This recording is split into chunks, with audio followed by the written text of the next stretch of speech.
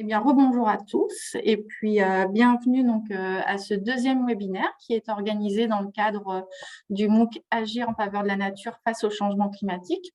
Donc, ça s'inscrit dans l'activité qui est liée à la séquence 2 et au sujet 4, les aires protégées face au changement climatique.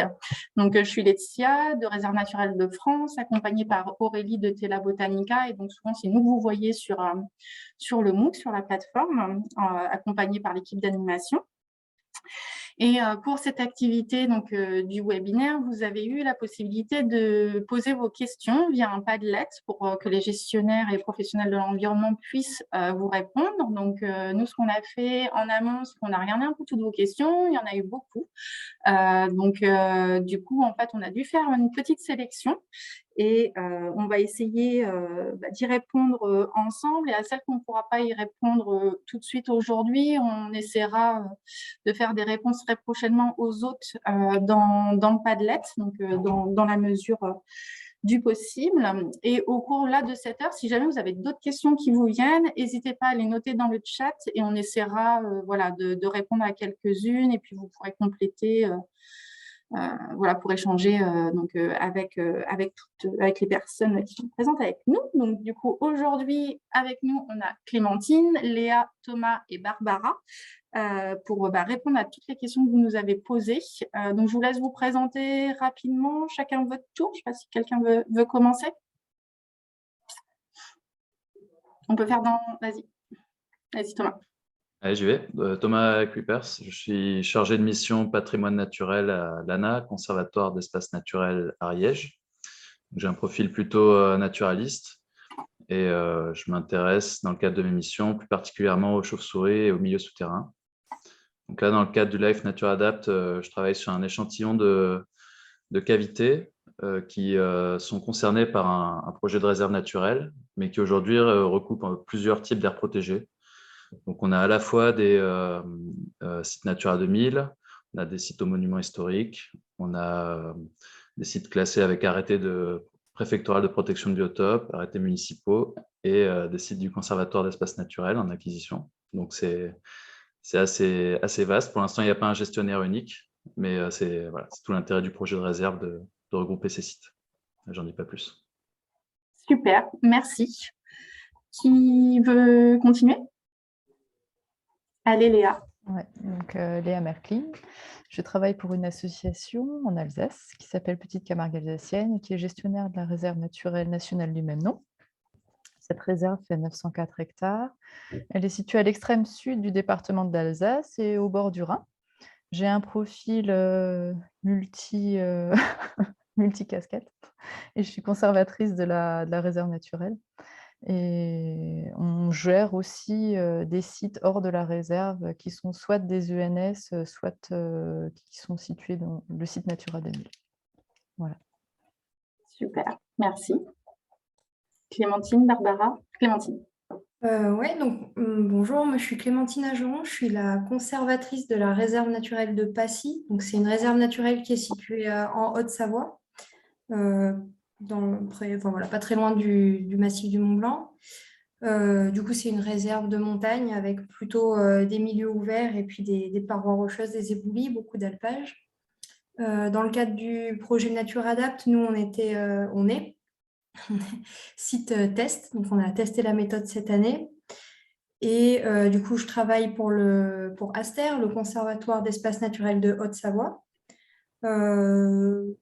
On gère aussi d'autres types de sites, mais c'est le gestionnaire de toutes les réserves naturelles de Haute-Savoie qui comprennent aussi la réserve naturelle de Sixte Fer à Cheval-Passy, qui était site pilote pour la méthode. Et moi, j'ai un profil aussi plutôt généraliste. Voilà. Merci. Barbara, du coup, à toi. Donc, Barbara Gravira de Réserve naturelle de France. Je suis en charge des questions juridiques et également de l'animation d'une commission, donc d'un groupe de travail dédié à la professionnalisation et à la police de l'environnement. Ok, super, bien. Eh bien, commençons avec la première question. Donc, déjà, pour se mettre un petit peu dans le bain, j'ai envie de dire. Donc, il y a eu pas mal de questions sur les parcours et les compétences et les qualités qu'un gestionnaire peut avoir.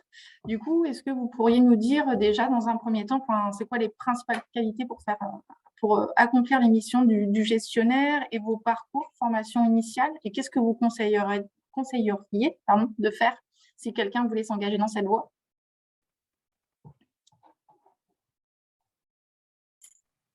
Moi, je peux attaquer si vous voulez. Je pense. Alors, moi, en ce qui me concerne, j'ai un parcours plutôt généraliste.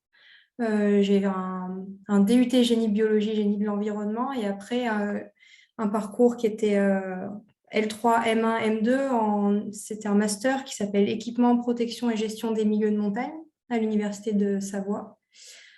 Et je pense que les qualités qu'il faut quand on est gestionnaire, c'est d'être assez ouvert, parce qu'on va devoir traiter avec beaucoup d'acteurs et être assez diplomate, puisque voilà, notre rôle, c'est quand même de faire en sorte que tous les usagers d'un territoire aillent vers un même objectif de préservation des milieux, et ce n'est pas toujours évident.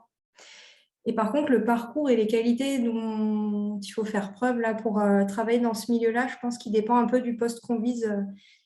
En ce qui concerne les réserves naturelles, il y a plusieurs types de postes qui existent. Il y a des animateurs nature, des gardes qui vont être plus en charge de la police ou de l'entretien, par exemple, et puis des conservateurs qui vont être plus là pour la concertation. Du coup, c'est un peu compliqué d'avoir une réponse globale, à part le fait d'être un peu diplomate dans tous les cas. Oui, je rajouterais qu'en fait, il y a une biodiversité de gestionnaires et que chaque structure a un fonctionnement qui peut être complètement différent et que derrière un mot, on n'aura pas forcément les mêmes profils ni les mêmes personnes. Donc, effectivement, c'est vraiment assez compliqué de pouvoir répondre de manière fixe sur un parcours. Il y a plein de chemins possibles qu'on peut prendre pour pouvoir arriver à travailler dans ce type de structure, quoi. Vous avez à votre disposition sur le site de l'Office français de la biodiversité un référentiel métier de la biodiversité où vous avez notamment les métiers des fiches métiers avec des fiches dédiées par exemple au métier de conservateur, de technicien, de garde nature, d'animateur nature. Et au sein de ces fiches, vous avez notamment des parcours avec un niveau de qualification requis et la correspondance qui est faite avec les autres référentiels métiers, notamment de la fonction publique territoriale. On pourra peut-être mettre le lien dans le Padlet, du coup, avec ces questions-là. Et Thomas, est-ce que tu veux compléter? Voilà. Alors, bon, pour ce qui est du parcours, voilà, je pense que tout est dit, hein, et on peut arriver d'un peu partout pour faire ces métiers-là. En ce qui me concerne, j'ai simplement fait un parcours licence en biologie, master en écologie à Toulouse. Mais ce qui a payé, en fait, c'est plutôt mon investissement dans l'associatif tout au long de ma jeunesse et de ma moins jeunesse. Et moi, les qualités que je vois aussi, c'est aussi la curiosité et la capacité de remise en question aussi. Parce qu'on n'est jamais sur quelque chose d'acquis et c'est pas une science arrêtée. Donc, voilà, il faut pouvoir un peu toujours prendre du recul sur ce qu'on fait et se reposer les bonnes questions. Et je pense que c'est comme ça qu'on avance le mieux. Du coup, pour synthétiser un peu toutes ces réponses, peut-être que ce qu'on pourrait dire, c'est que, en gros, si on veut travailler au sein d'une aire protégée, il faut se poser un peu la question de comment on veut s'y impliquer pour pouvoir justement définir ses missions et le poste vers lequel on va se diriger, quoi. Ça vous convient? Ouais. Je vous propose qu'on passe à la prochaine question. Donc, comment est-ce que du coup, vous avez pas mal de missions différentes. On reviendra en détail dessus tout à l'heure, mais on va s'intéresser à une en particulier parce que ensuite Barbara devra nous laisser un peu plus tôt. Comment est-ce que vous luttez justement contre le non-respect des règles au sein des aires protégées? Comment est-ce que vous faites pour faire appliquer en fait la réglementation en cours? Et est-ce que vous avez donc, des agents assermentés? Donc, est-ce que Barbara, déjà, tu veux faire un peu la réponse, te dire un petit peu théorique? Et puis ensuite, Clémentine, Léa et Thomas pourront nous donner des exemples pratiques qu'ils ont pu rencontrer. Oui, ouais, bien sûr. Alors, en réserve naturelle, effectivement, l'organisme gestionnaire de la réserve naturelle est tenu d'assurer la surveillance et la police de l'environnement pour faire respecter la réglementation propre au site. Et pour cela, il va s'appuyer sur des agents commissionnés et assermentés, qui sont commissionnés et assermentés donc, par le ministère. Et donc, on en dénombre quand même 408. Et donc, ce sont des agents qui veillent au respect de la réglementation du site. Donc, ils vont faire, il ne faut pas que verbaliser, ils font évidemment des opérations de sensibilisation. Ils expliquent la réglementation qui trouve à s'appliquer sur le site et pourquoi elle trouve à s'appliquer. Et ils peuvent également dresser PV en cas d'infraction. Et donc, ils sont en charge d'action d'une mission de police judiciaire où là, ils vont verbaliser pour qu'il y ait une sanction qui soit ensuite applicable, mais ils peuvent également agir en police administrative pour obtenir notamment une remise en état des sites, par exemple, lorsqu'il y a des travaux qui sont opérés sans autorisation sur une réserve naturelle. Et ces agents commissionnés des réserves naturelles, ils agissent souvent en coordination avec d'autres agents qui sont en charge de missions de police, notamment des agents de l'Office français de la biodiversité. Ça peut être également des agents de l'ONF. Enfin, d'autres typologies d'agents qui peuvent être amenés à exercer sur ces territoires également des missions de police de l'environnement. Super. Merci, Barbara. Est-ce que l'un d'entre vous a un exemple, un petit retour d'expérience sur ce sujet? Moi, je voulais appuyer sur le fait qu'en fait, on a différents types d'aires protégées, donc avec différents niveaux de protection. Et donc, on ne fait pas appliquer les mêmes choses partout. Et donc, même au sein de plusieurs réserves naturelles, il peut y avoir des réserves où la chasse est autorisée, d'autres où c'est réglementé, d'autres où c'est autorisé, où c'est interdit, pardon. Et donc là, vraiment, là, ça dépend du site. Un élément qui me semble important, c'est vraiment ce qui a été dit, mais je vais appuyer dessus, c'est sur la prévention. On n'attend pas que les gens fassent ce qui est interdit de faire, c'est les actions de pédagogie, de sensibilisation, et même quand il se passe quelque chose sur le terrain. Donc moi, ça ne me concerne pas directement parce que je ne suis pas agent assermenté, mais le but, ce n'est pas de suite dresser un PV, c'est d'abord de dire attention, bon, bah voilà, vous ne saviez pas la prochaine fois. En tout cas, nous, on est gestionnaire d'une réserve naturelle et je pense qu'il n'y a jamais eu aucun PV mis, c'est qu'un travail de concertation. Pour ce qui me concerne sur les sites souterrains, donc on a des sites où l'accès est réglementé en fonction des périodes. Et là, la plupart du temps, les gens ne savent pas en fait. C'est-à-dire que même s'il y a un panneau, il n'est pas forcément lu, etc., les gens n'y vont pas en conscience. Pour ce qui nous concerne, vu qu'on n'est pas sur une réserve, on s'appuie beaucoup sur l'Office français de la biodiversité, qui, eux, sur des sites à arrêtés préfectoraux, protection de biotope, ont la capacité d'intervenir. Donc, on fait notamment un suivi avec des pièges photographiques pour déjà essayer de caractériser le type de personnes qui fréquenteraient ces sites-là en dehors des périodes d'autorisation. Et après, si on voit que c'est les mêmes personnes qui viennent de façon répétée et qui peuvent, par exemple, on a des gens qui viennent chercher du guano, par exemple, de façon répétée à certaines périodes quand c'est la reproduction d'espèces sensibles. Donc là, en fait, il va y avoir des procédures qui sont mises en place quand c'est quelque chose de répété, fait en conscience, quoi. D'accord. Je peux peut-être juste compléter ce que disait Thomas, parce qu'on a une réserve qui est un peu différente de ces sites et qui est là depuis un peu plus longtemps. La réserve de Passy, elle a 42 ans et c'est un endroit où, en montagne, il y a des espaces protégés depuis un moment. Du coup, la tolérance, elle est un peu moindre maintenant.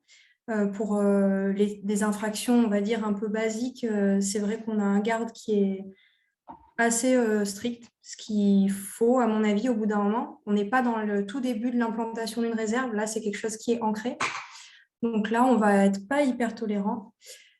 Par contre, comme disaient Thomas et Barbara, on va vraiment beaucoup travailler en amont, notamment avec les usagers réguliers du territoire, pour faire en sorte que leurs activités, qui peuvent parfois faire l'objet d'une demande d'autorisation, soient le plus proche possible de ce qui est autorisé à la base. Et s'il y a besoin de dérogation pour le bien de leur activité, là, je pense notamment aux éleveurs, par exemple, qui vont pâturer en réserve. Le pâturage est autorisé, mais il y a des choses enfin, voilà, ils ont besoin de dérogation.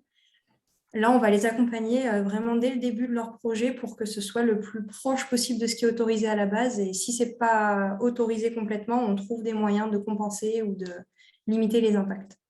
Du coup, en Un peu discussion. moins de tolérance sur les petites infractions du quotidien que dans les réserves un peu plus jeunes, quoi. Ça se comprend. Je peux juste rajouter aussi, je pense que ça dépend aussi du contexte dans lequel la réserve est placée. Nous, on est dans une réserve périurbaine et du coup, une réserve aussi ancienne qui vient de fêter ses 40 ans, mais on a un volet sensibilisation et pédagogie, comme le disait Thomas, qui est quand même très, très fort et où les verbalisations interviennent que sur des actions vraiment très graves qui mettent en cause l'intégrité des milieux ou ce genre de choses-là. Tout le reste, on travaille encore beaucoup sur de la sensibilisation, de la pédagogie pour essayer d'emmener le public avec nous dans la protection de cet espace-là. Ça dépend de vos contextes, en fait. Enfin, C'est ça. ajusté Ça dépend au du contexte et ça dépend du décret par lequel la réserve a été instaurée qui dicte en fait les règles, ce qui est autorisé ou ce qui est interdit dans une réserve naturelle. Du coup, on a vu là un peu ce qui se passait quand on faisait les choses qu'on n'avait pas le droit de faire. Par contre, quand on a envie de s'impliquer un peu justement dans cette direction de préserver et de protéger la nature, en fait, comment est-ce que, à son échelle, enfin, en tant que particulier, comment est-ce qu'on peut venir un peu, j'ai envie de dire, pas suppléer, mais compléter tout ça pour préserver la nature? Est-ce qu'on peut, par exemple, mettre son propre terrain un peu en réserve naturelle, entre guillemets? Est-ce qu'on peut faire réaliser des études un peu fun flore si on a un grand terrain pour savoir ce qu'on doit faire pour bien le faire? Enfin, qu'est-ce qu'il est possible de faire? Peut-être déjà sur, enfin, je pensais peut-être aux ORE, Barbara, si tu veux nous en dire un mot, je pense que ça peut être. Oui, tout à fait. Alors, il y a quelques années, il existait un outil qui s'appelait Réserve naturelle volontaire qui permettait aux propriétaires de faire classer en réserve naturelle leur propriété. Par contre, c'est un outil qui a évolué dans le temps et qui a disparu. Après, certaines sont devenues des réserves naturelles régionales. Et par contre, il y a un dispositif très intéressant qui a été créé en 2016. Ce sont les obligations réelles environnementales. Et en fait, un propriétaire de parcelles peut passer par convention, peut passer une convention en fait avec une structure, avec par exemple une collectivité publique ou avec un établissement public ou avec une association chargée d'une mission de protection de l'environnement, par exemple les conservatoires d'espaces naturels. Une convention peut être passée et ils peuvent s'entendre sur des mesures qui vont s'appliquer au sein de ce site. Et donc, le propriétaire s'engagera soit sur des obligations plutôt actives de mener telle ou telle opération ou sur des actions qui consistent plutôt à ne pas opérer, par exemple, de la destruction de haies ou autre opération. Et il peut être accompagné, il sera donc accompagné avec son co-contractant, la personne avec qui il passe ce contrat, pour la gestion des sites. Et le Conservatoire d'espaces naturels, il me semble, a déjà signé des ORE avec certains propriétaires. Et d'ailleurs, sur le site de la Fédération des conservatoires d'espaces naturels, vous trouvez une plaquette qui s'adresse aux propriétaires de terrain et leur indique comment ils peuvent s'impliquer, accompagnés par le Conservatoire d'espaces naturels dans ces démarches. Super. Je pense qu'on pourra mettre le lien également, on pourra le mettre également dans le Padlet ou sur les forums. Du coup, Léa, tu voulais… Oui, au-delà de ça, je voulais dire que la LPO aussi, hein, si on ne veut pas s'engager dans une démarche Mm. plus contractuelle, hein, la LPO a mis en place une démarche qui s'appelle les refuges LPO et sur leur site internet, vous pouvez trouver tout un panel de documentation qui vous aidera à gérer mieux ou vous orientera plus sur les activités ou les actions que vous pouvez mettre en place sur vos terrains pour que ça devienne des petits îlots de biodiversité. Tout à fait. D'ailleurs, on en parle dans une des vidéos du MOOC dans la séquence qui arrive. Hein. Petite pub. Et puis, pareil, pour compléter, ce n'est pas forcément le cas dans ma réserve, mais il y a parfois des réserves ou d'autres espaces protégés des conservatoires qui font appel à des bénévoles pour des chantiers ponctuels. Donc, ça peut être une solution, une action. Je sais quand, par exemple, en Haute-Savoie, la collègue qui s'occupe des réserves plus proches du lac d'Annecy fait régulièrement des chantiers d'arrachage d'espèces invasives, par exemple. C'est des choses où on peut facilement faire intervenir des bénévoles. Donc, ce qui se fait aussi des fois, c'est des entretiens de sentiers, des choses comme ça. Il ne faut pas hésiter à se renseigner sur voilà, le site du conservatoire d'espaces naturels de votre département ou même sur les associations du coin. Il y a souvent des petits appels comme ça où vous signalez. Des fois, il n'y a pas forcément d'appel, mais nous, on a par exemple en Haute-Savoie tout un réseau d'observateurs du gypaète barbu. Ça peut être ça. Ce n'est pas forcément une action sur une journée, mais ça peut être quand vous êtes en balade, vous répondez à une enquête en ligne ou bien vous nous faites remonter vos observations de rapaces et ça nous sert bien. Il y a plein de façons de donner des petits coups de main. Ouais, alors je vais apporter mon grain de sel pour intervenir. Donc, je pense que c'est pareil. En fait, il y a plein de niveaux et ça dépend aussi de la volonté de chacun en termes d'investissement. Ne serait-ce qu'adhérer à une association, c'est déjà pas beaucoup, mais ça représente quelque chose. Quand on est une association et qu'en en fait, on se présente auprès d'un réseau d'acteurs et qu'on a 500 adhérents, c'est pas la même chose que si on en a 10. Et donc déjà, ça a du poids. Après, voilà, il y a le bénévolat. Donc, ça peut être sur des actions concrètes de gestion, de la connaissance. Là-dedans, on peut mettre tout ce qui est sciences participatives. Il y a plein de choses qui alimentent aussi la recherche en même temps. Donc, moi, je trouve ça assez important. Et après, il y a des niveaux d'engagement un peu plus poussés. On peut rentrer dans les conseils d'administration des associations pour orienter les décisions, même s'impliquer, suppléer certains salariés, par exemple. Et après, il y a aussi quelque chose qui me semble important, c'est en tant qu'élu, si vous êtes élu de votre commune, d'une collectivité quelconque, et ben là, vous avez aussi du poids pour faire émerger des aires protégées et intervenir de façon vraiment concrète. Ouais. Plein de façons, du coup, de s'impliquer et de se mettre en action pour la préservation de la nature, surtout donc, face au changement climatique. Et comment est-ce que, enfin, je propose qu'on passe à la question suivante, puisque l'heure tourne. Et on reviendra un petit peu plus en détail sur des questions de sensibilisation et de mobilisation, sur concrètement ce que vous faites par rapport à ces thématiques-là. Mais là, tout de suite, en fait, est-ce que on pourrait voir un petit peu comment les différentes aires protégées, en fait, s'organisent, enfin, qu'est-ce qui fait qu'elles sont définies, enfin, d'un point de vue national, d'un point de vue régional, comment ça se construit tout ça. Je vous laisse, Je peux dire un mot. Ouais. Donc, effectivement, il y a ce qu'on appelle la stratégie nationale des aires protégées, donc qui fixe un cadre un peu de création.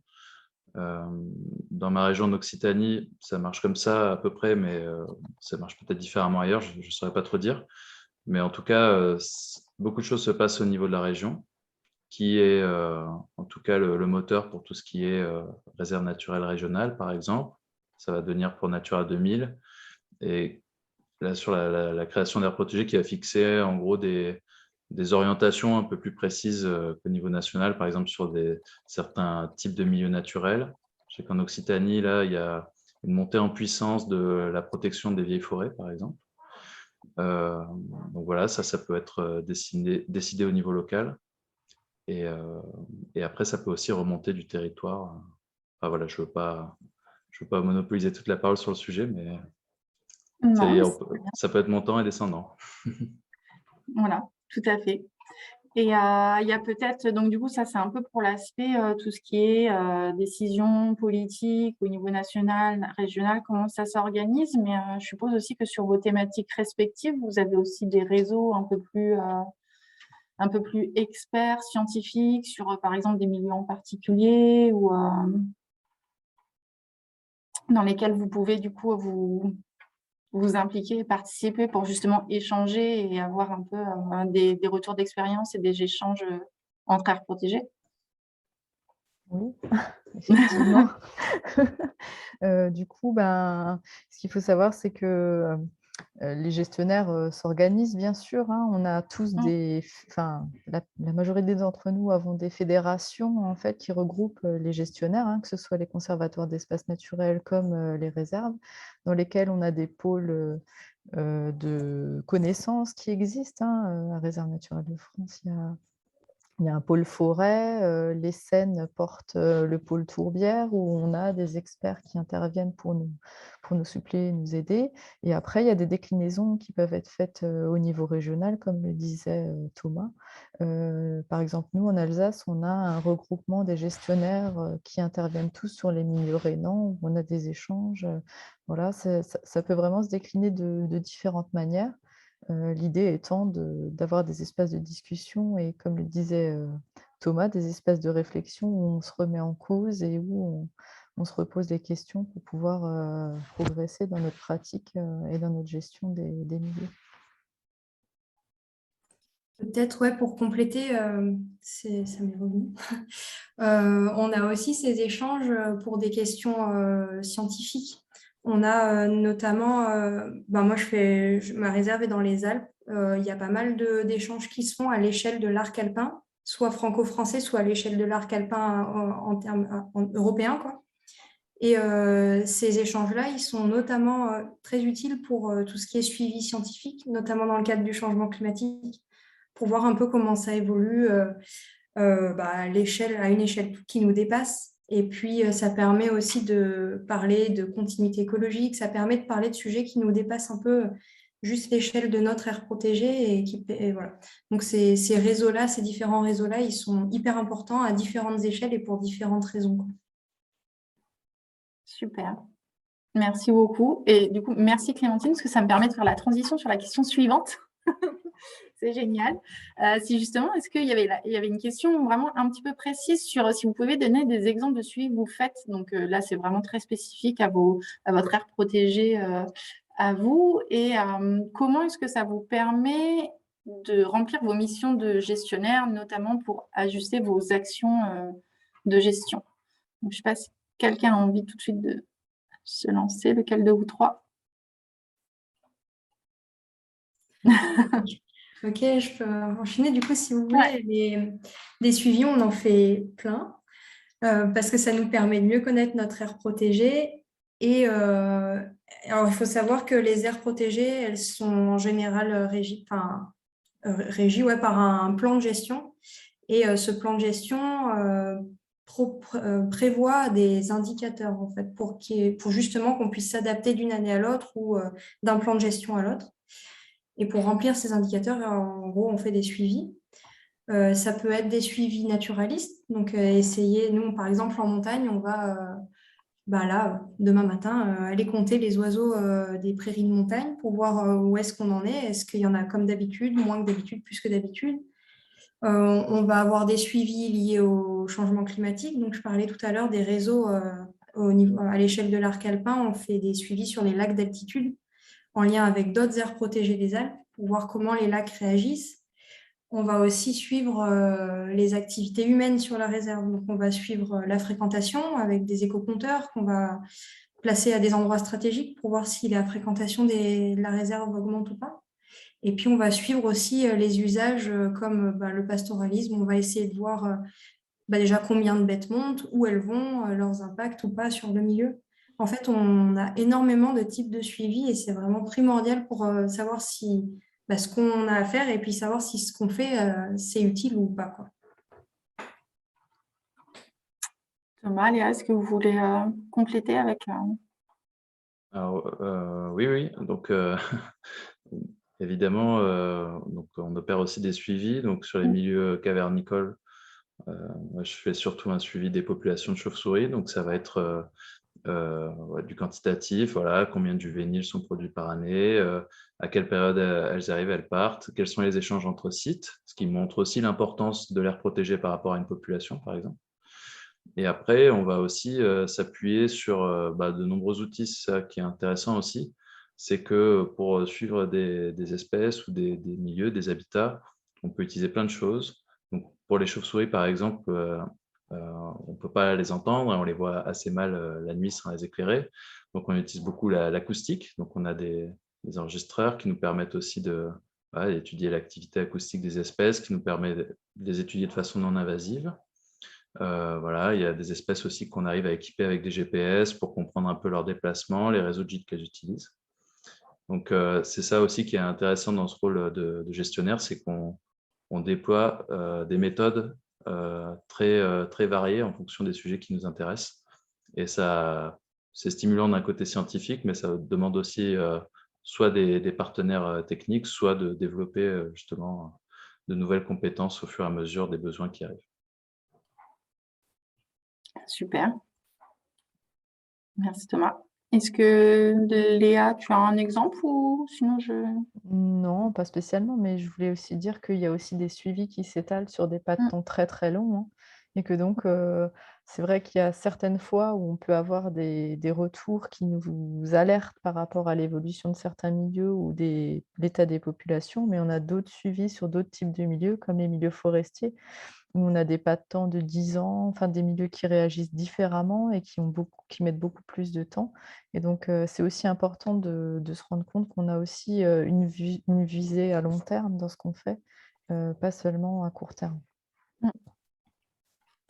Et peut-être juste pour compléter ce que disait Thomas, on peut nous faire appel à des prestataires, mais on est aussi souvent sollicité par des chercheurs, des scientifiques, des thésards ou des chercheurs plus aguerris en tant que site d'expérimentation, justement. Les réserves protégées, l'avantage qu'on a, c'est qu'on les connaît bien, on maîtrise un peu ce qui s'y passe.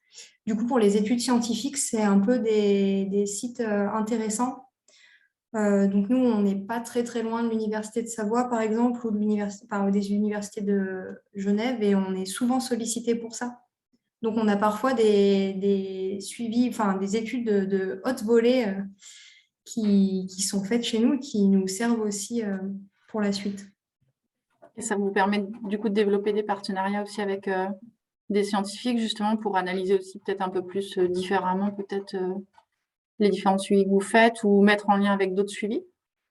Oui, il y a ça. Ça nous permet d'avoir accès à des experts vraiment pointus sur des thématiques particulières.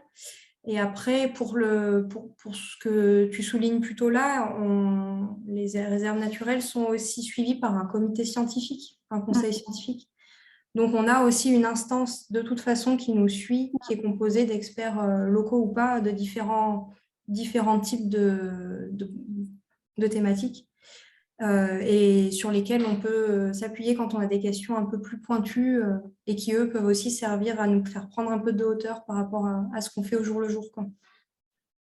Ce qui me semble intéressant par rapport aux aires protégées, justement, c'est que, comme tu le dis, Clémentine, on les connaît bien, mais en plus, ce qui est une aubaine pour les scientifiques, c'est qu'on est un peu les petites mains, quoi. C'est-à-dire qu'on est souvent sur le terrain, on a un background un peu scientifique, donc on peut les aider de façon assez importante. Quand eux, ils ont les moyens de la recherche, nous, on a souvent le temps d'être présents.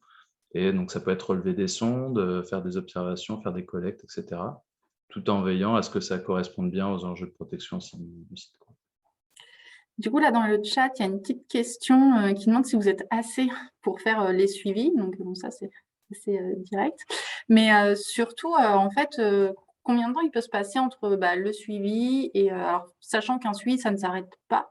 Mais quand vous faites un bilan… derrière, quel laps de temps en fait ça vous demande pour ajuster en fait votre gestion Enfin, est-ce que c'est plutôt rapide, plutôt immédiat, ou ça demande de consulter d'autres instances, par exemple? Enfin, comment ça se passe en gros une fois que vous avez fait le suivi, quoi? Enfin, que j'ai...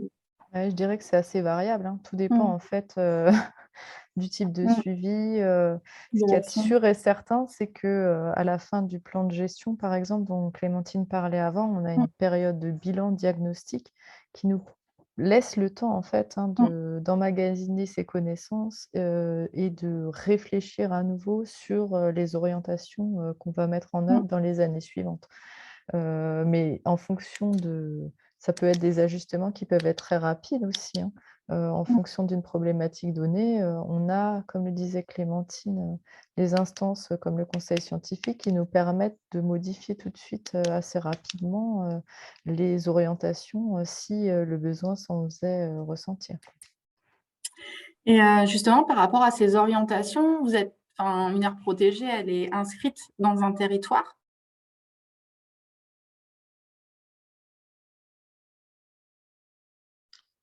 Alors, Donc, comme vous le disiez c'est tout à l'heure, enfin, tous les 3, il y a des activités qui peuvent être faites pour concilier, pardon, oui, c'est bon, il y a eu un tu as eu un bug, Thomas. Comment vous faites, en fait, pour, concilier les différents enjeux, enfin, entre ceux de préservation et les enjeux, des autres acteurs, en fait, du territoire? Comment vous faites pour, comme par exemple, il y avait 2 exemples qui étaient cités sur le Padlet, comme, le risque incendie ou le développement des énergies renouvelables. Donc ça, c'était 2 exemples, mais, voilà, comment vous arrivez à accomplir vos missions en prenant en compte les autres acteurs?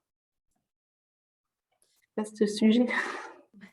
Moi, je dirais qu'il y a le cadre du décret. Mmh. Donc là, si on parle de développer, par exemple, développement des nouvelles énergies, ça peut être des choses qui sont vraiment cadrées par le décret. Si on parle de bois énergie, par exemple, si le décret prévoit que les coupes majeures sont interdites, ça va être compliqué de négocier autre chose. Et après, il y a tout ce qui est négociable ou pas vraiment interdit, mais pas souhaitable, en tout cas de notre point de vue. Et là, c'est en fait tout le sens de nos métiers, quoi. C'est, à mon sens, en tout cas en ce qui concerne le rôle du conservateur, c'est vraiment son rôle, quoi. Enfin, c'est toute l'équipe qui y participe, mais c'est le but du métier, c'est ça, c'est d'essayer de discuter avec tout le monde. C'est pour ça qu'on disait que c'est important d'être assez polyvalent, parce qu'il faut comprendre les enjeux des uns et des autres, parce que nous, on a notre point de vue, mais souvent en face, on est des acteurs qui ont leur raison aussi de vouloir faire ce qu'ils veulent faire, et d'essayer de trouver une solution pour que ça marche un peu pour les deux, ou alors pour qu'on aboutisse à la préservation du milieu, parce qu'on est quand même là pour ça. Mmh. Mais il y a pas, enfin, je suis pas sûre qu'il y ait une réponse très Mais il y a pas de précise à donner là-dessus, quoi. C'est un peu. en fonction du Ouais, contexte. je pense qu'il faut aussi dire que les décrets pour les réserves, hein, encadrent quand même pas mal, les pratiques qui peuvent enfin les choses les activités qui peuvent s'exercer ou non, Mmh. dans une réserve. Bon, c'est vrai qu'on a toujours des fois des petites zones de flou ou voilà, mais le décret vise à encadrer les activités qui se passent dans la réserve. Et, j'en reviendrai un peu à ce qu'on disait tout à l'heure sur les aires protégées. Donc, il y a des sites où vraiment, comme les réserves, on a un décret qui va, par exemple, empêcher la cueillette. Et après, on va avoir des aires protégées qui sont plus souples, comme les sites Natura 2000, ou voire même, par exemple, les parcs naturels régionaux sont considérés comme des aires protégées aussi. Donc là, en fait, tout va dépendre déjà du type de protection. Et après, je pense qu'il y a aussi une notion d'échelle, c'est-à-dire que si on réfléchit sur une activité qui est vraiment interne à l'aire protégée, ou une activité qui va avoir un impact plus global, quand on parle des énergies renouvelables, bon, par exemple, le rôle d'un parc éolien près d'une réserve où on a des chauves-souris, il peut y avoir des enjeux antagonistes. Donc là, en fait, il va y avoir un travail de concertation, mais qui va être à la fois un équilibre entre les enjeux biologiques et les enjeux voilà, nationaux, politiques, de développement économique. Et après, quand c'est dans l'aire protégée, eh ben là, on a un espace justement où on peut faire des expérimentations, on peut faire des études quand on se pose une question, par exemple, est-ce qu'on peut mettre, par exemple, un peu plus d'animaux sur une prairie pour, à partir de telle année, ben, on peut se dire, bon, bah, On ne va pas le faire partout d'abord.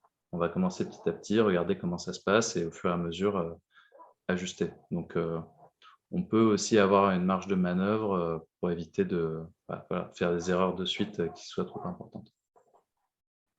Ok, super, merci. Désolé, je me bats avec les mouches. Pas de souci. Et du coup, par rapport à toutes ces activités avec lesquelles vous interagissez, il y en a une qui, bien sûr, intéressait un peu plus particulièrement les Mookers, c'est la fréquentation touristique dans les aires protégées.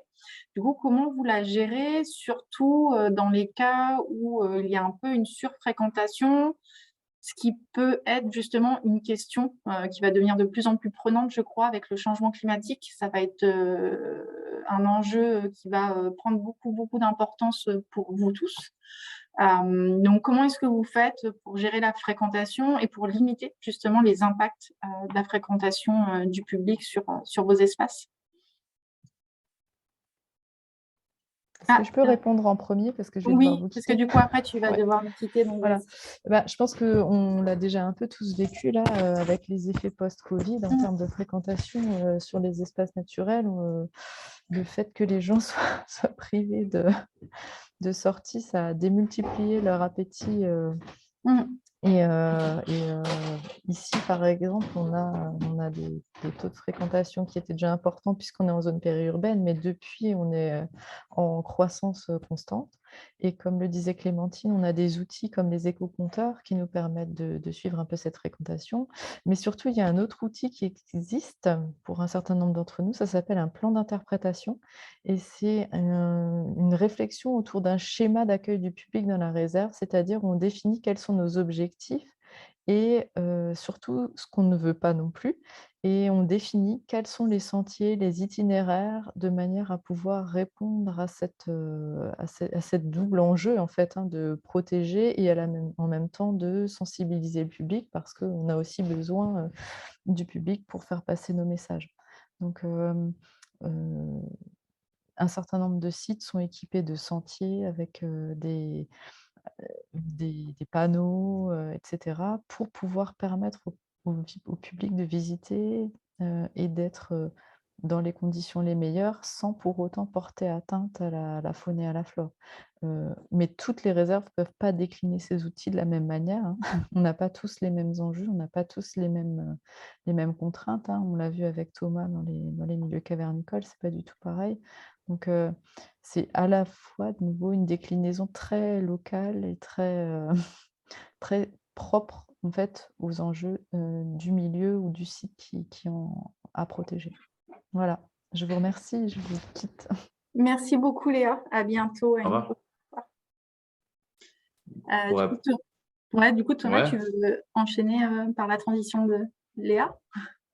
Oui, je dirais que en fait, il y a déjà une notion de diminuer un peu son impact sur l'environnement quand on est dans un milieu naturel. Donc ça, c'est le volet qui passe par la pédagogie.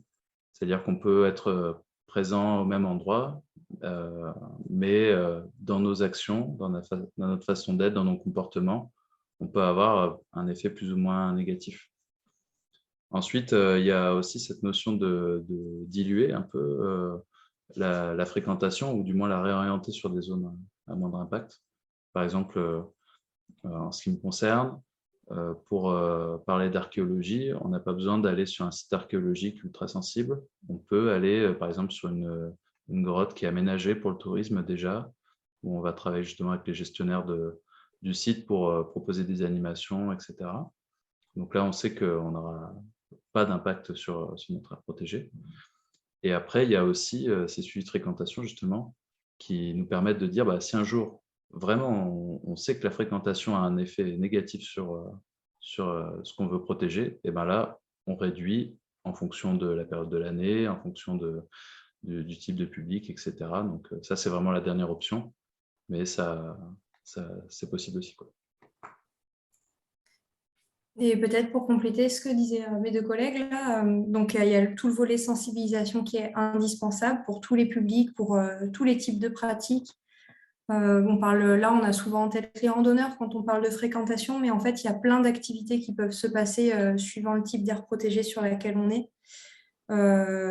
Ça prend une telle ampleur que nous, par exemple, au Conservatoire d'espaces naturels de Haute-Savoie, on a une collègue qui est dédiée à ça, au lien avec les acteurs des sports de nature, pour essayer de voir un peu comment on peut gérer ça au mieux. En plus de tout ce volet-là, vraiment sensibilisation et travail en amont avec les acteurs, on a aussi une importance d'avoir des infrastructures d'accueil en bon état, donc des sentiers en bon état qui évitent de donner envie aux gens de marcher à côté parce qu'ils se mouillent les pieds. On a un sentier qui est sec et en bon état, ça permet de canaliser un peu la fréquentation.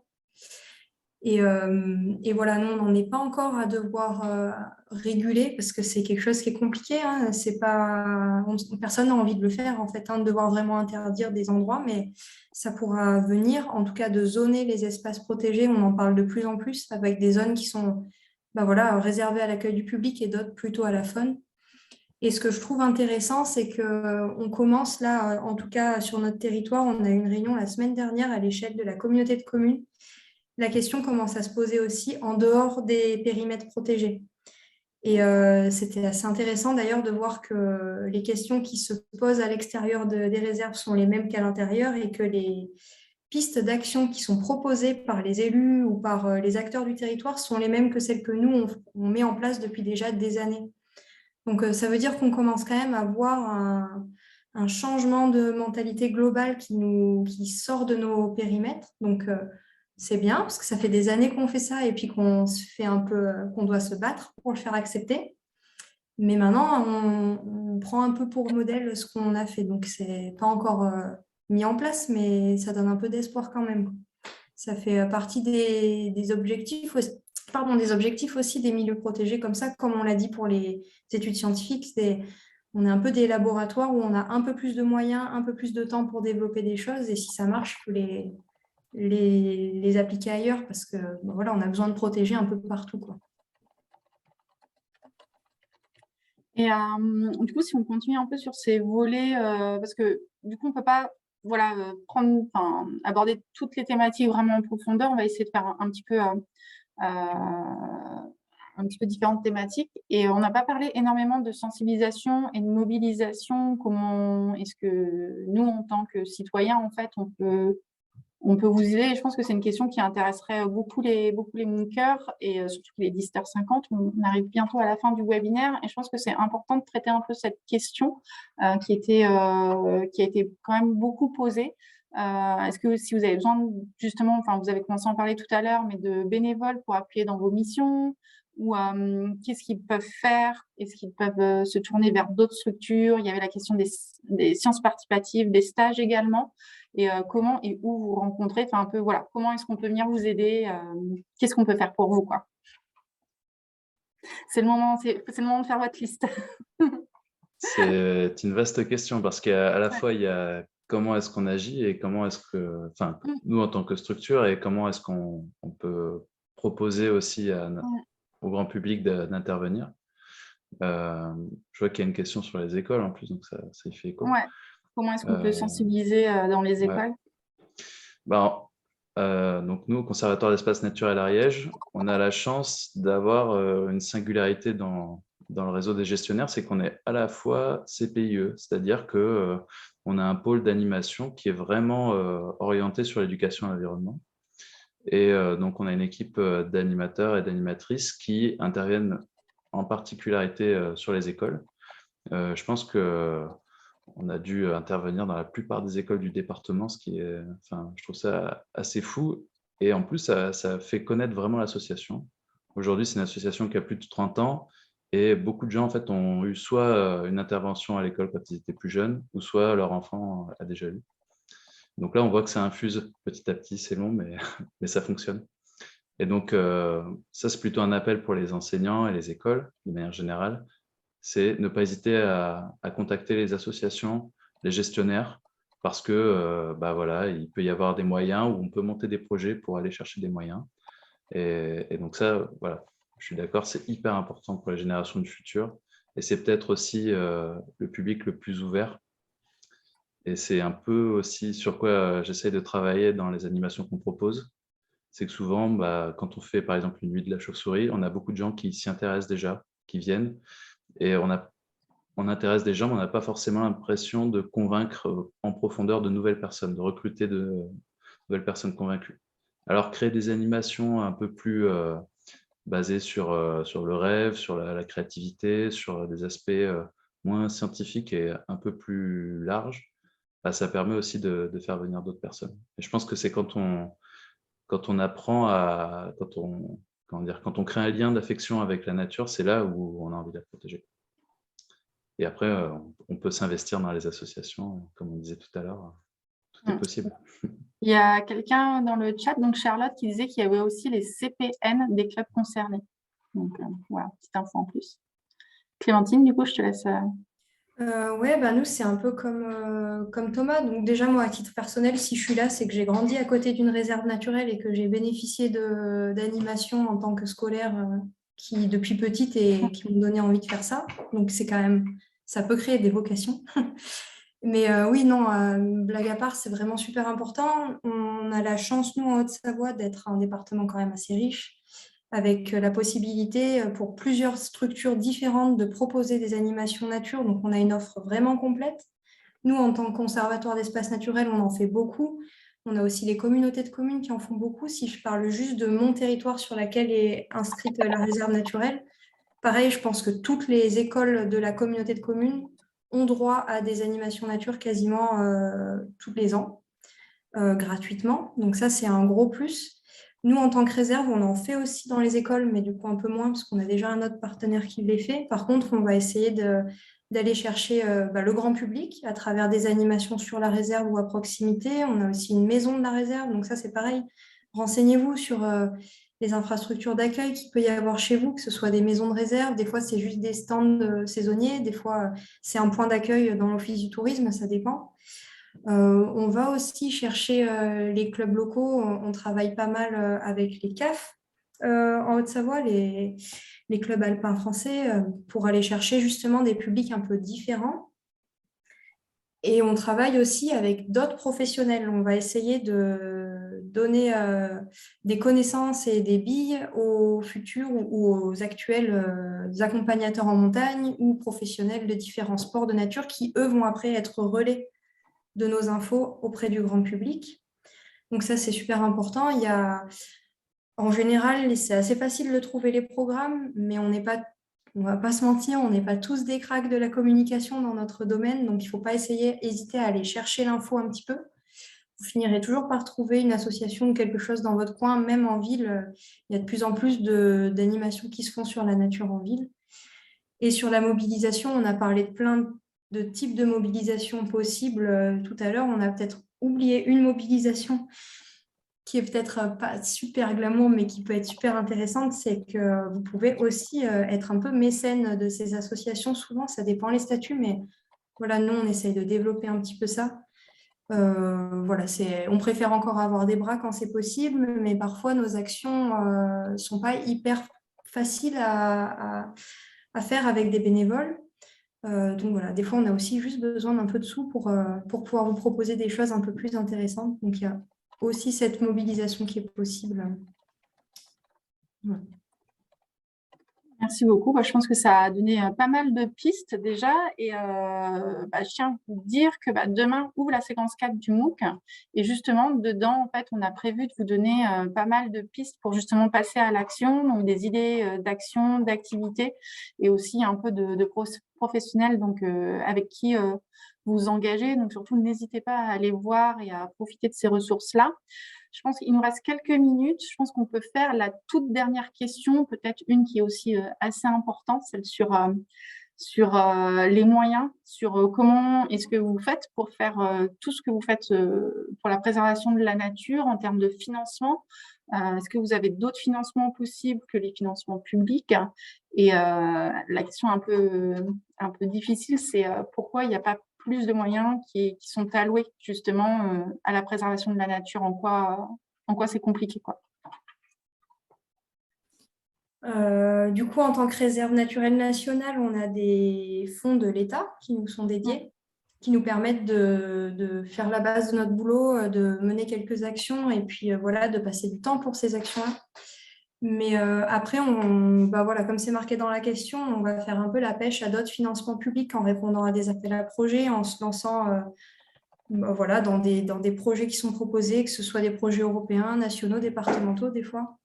On peut avoir la région, le département, voire les communes qui peuvent nous donner des subventions pour des actions précises ou tout simplement pour le fonctionnement.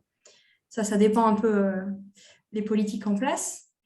Et on peut avoir aussi des aides en ce qui nous concerne. Par exemple, la Maison de la Réserve, c'est un bâtiment communal que la commune nous met gratuitement à disposition et qu'on a pu aménager à notre goût. Donc ça, c'est une super aide de la commune qui nous permet de marcher. Et bon, alors voilà ce que je disais, hein, on essaye d'avoir des financements aussi du mécénat. Après, c'est un peu compliqué de juger ce qu'on peut accepter ou pas comme mécénat. Mais au niveau à l'échelle de l'association, ça marche un peu plus qu'à l'échelle de juste la réserve. Et pourquoi on n'en a pas plus? En fait, voilà, ça c'est une question politique, hein. C'est souvent lié à ça. Un changement politique à la tête du département peut remettre en cause complètement les financements de l'association. Voilà, ça c'est à nous tous. Vous pouvez, voilà, une autre façon de s'engager, c'est voter en fonction des projets, des programmes des candidats et les interpeller sur leurs engagements qu'ils ont face à tout ce qui se passe dans l'environnement en ce moment, quoi. La question des financements, on se la pose nous aussi, hein. C'est sûr que quand on voit, par exemple, si on veut faire l'acquisition d'une parcelle très sensible, on peut batailler pour obtenir quelques milliers d'euros, quand à côté, on voit que la création d'un rond-point va en compter quelques centaines de milliers. Donc, on n'est pas du tout dans les mêmes gammes, en tout cas dans le même niveau de priorité, dans tout ce qui est financement public. Et par contre, faut quand même dire qu'il y a quand même des budgets suivant les échelles qui peuvent être importants. Par contre, la réelle difficulté qu'on a, je pense, et de plus en plus, c'est l'ingénierie que ça demande. C'est-à-dire que beaucoup de financements sont disponibles maintenant sur appel à projet. Donc déjà, on nous met en compétition les uns avec les autres pour obtenir des enveloppes. Et la réponse à ces appels à projets, ça demande un niveau de compétences administratives incroyable qui n'est pas à la portée des petites associations et qui demande même après avoir un suivi très fin de la moindre dépense. Il ne faut pas être en retard sur n'importe quoi, tout est épluché, etc. Donc, en plus du fait que les enveloppes sont ce qu'elles sont, forcément, on aurait toujours besoin de plus, mais ça devient aussi de plus en plus dur à obtenir. Et même, je rajouterais, la difficulté supplémentaire, c'est que souvent, ces fonds-là nous sont versés bien après qu'on nous dise qu'ils nous sont disponibles, quoi. C'est-à-dire que des fois, on peut être payé 1 an, 2 ans après, ce qui met aussi en difficulté de nombreuses associations. Et c'est ma casquette conservatoire d'espaces naturels. C'est un combat de la fédération en ce moment de faire entendre aux politiques qu'il faut faciliter l'accès à ces fonds et pour justement essayer qu'on passe moins de temps à faire des dossiers, des papiers et plus de temps sur le terrain. Et pour l'aspect, je vais juste finir sur l'aspect mécénat. Voilà, il y a des financements participatifs aussi qui fonctionnent bien. Alors là, encore une fois, quand c'est pour préserver le bien commun, c'est sûr que je trouve ça dommage que les gens doivent participer eux-mêmes, alors que ça pourrait être les collectivités, l'État qui portent aussi cette responsabilité de préserver le patrimoine. Mais en tout cas, c'est possible. C'est intéressant. Des fois, il y a des contreparties. Des fois, il y a aussi une logique fiscale qui peut être aussi avantageuse. Il y a des gens qui font des legs aussi. Il y a quand même pas mal de moyens aussi de participer activement à financer les actions. Peut-être juste pour compléter un petit mot, parce que ça se fait dans certaines aires protégées et ce n'est pas toujours très bien perçu par le grand public. Parfois, on fait des animations nature qui sont payantes. Et il faut bien se dire que n'importe quel gestionnaire sait, on a dit au début du webinaire que les gestionnaires pouvaient être différents d'une réserve à l'autre, mais on n'est pas là pour faire du profit, quoi. Donc, quand les animations sont payantes, c'est qu'en gros, il faut compléter les subventions qu'on a. Donc voilà, je sais que c'est pas toujours très bien perçu et ça peut se comprendre aussi, hein, parce que ça reste un espace qui est ouvert à tout le monde et compagnie, mais voilà, il faut avoir ça en tête que la gestion d'espaces naturels, c'est quand même pas ce qu'il y a de plus glamour en ce moment, même malgré tout ce qui se passe. Et voilà, c'est un peu la bataille en général, dans n'importe quel territoire. Du coup, voilà, c'était juste le petit rappel de pourquoi des fois c'est payant nos prestations et pourquoi des fois ça peut paraître un peu cher à certains. Et puis c'est toujours, comme tu dis, Clémentine, dans une optique de préserver la nature. Le but, c'est pas. Enfin, après, derrière, l'argent qui est perçu est réinjecté directement justement dans les projets de conservation ou pour d'autres animations. Enfin, c'est pas le but. Voilà, il n'y a pas d'enrichissement derrière. Ça va pas dans les poches de quelqu'un, quoi. Non, il n'y a pas d'enrichissement et ça, si ça permet de fermer la boucle avec la toute première question sur nos profils et nos métiers. Il faut bien avoir en tête que si vous voulez vous enrichir, ne vous reconvertissez pas dans la gestion d'espace, hein. C'est clair. On n'est pas à plaindre par rapport à d'autres métiers, je pense, parce qu'on fait des métiers passionnants et qui nous plaisent, mais clairement, les sous de l'animation du samedi matin ne sont pas dans nos poches et puis ça remplirait pas beaucoup nos poches de toute façon. Donc, Mm. faut avoir ça en tête aussi quand même. Ouais. Mais c'est vrai, il y a d'autres difficultés dans le métier et il y a des avantages et des difficultés comme dans tout métier. Mais ouais. Du coup, on a un petit peu dépassé le timing. Je propose qu'on clôture le webinaire. Moi, ce que j'ai envie de retenir quand même, on pourra finir peut-être par un petit mot rapide de nous trois de la fin. C'est que, en gros, c'est pas la préservation de la nature, que ce soit face au changement climatique ou pas, c'est pas juste une mission du gestionnaire, c'est un peu tout le monde. Et du coup, tous ensemble, tout ce qu'on a discuté, je trouve que c'est un peu ça qui ressort, que ce soit les citoyens, l'État ou vous en tant que professionnel de l'environnement. Voilà, c'est un peu tout le monde qui doit s'y mettre, comme pour le changement climatique. Du coup, c'est bien. Ça fait la boucle. Du coup, je ne sais pas si Clémentine et Thomas voulaient dire juste une petite phrase de conclusion. Ouais, non, comme tu dis, c'est tout le monde qui doit s'y mettre. Et puis, je pense qu'on a été assez, avec des avis un peu différents tout le long du webinaire. Ça montre bien qu'en fait, chaque territoire a ses contraintes, ses difficultés ou au contraire ses opportunités.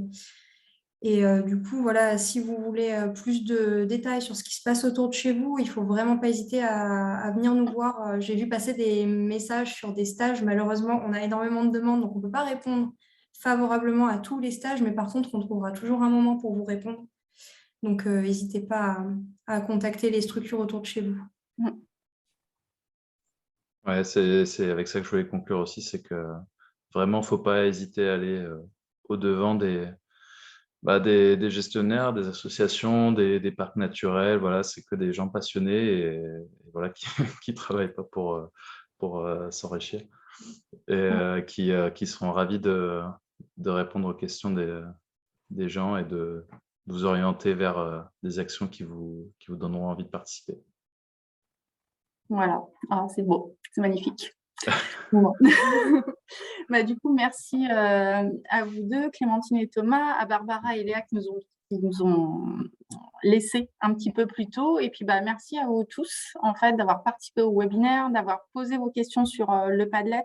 Je sais qu'il y a une ou deux questions peut-être qui n'ont pas été répondues dans le chat, mais on a essayé de faire un peu pour tout le monde, avec un peu sur toutes les thématiques. Mais du coup, on va la mettre de côté, on essaiera d'y répondre, ainsi que de compléter avec celles qu'on n'a pas pu répondre plus particulièrement dans le Padlet dans les prochaines semaines. Il y a la séquence 4 qui ouvre demain justement pour vous mettre en action, pour aller voir les gestionnaires, savoir ce que vous pouvez faire avec eux.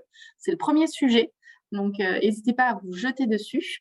Et puis, la semaine prochaine, le 22 juin, il y aura un autre webinaire avec Juliette sur les barrières psychologiques, donc qui était un des sujets de la séquence 3. Voilà. Merci à tous et puis bonne soirée.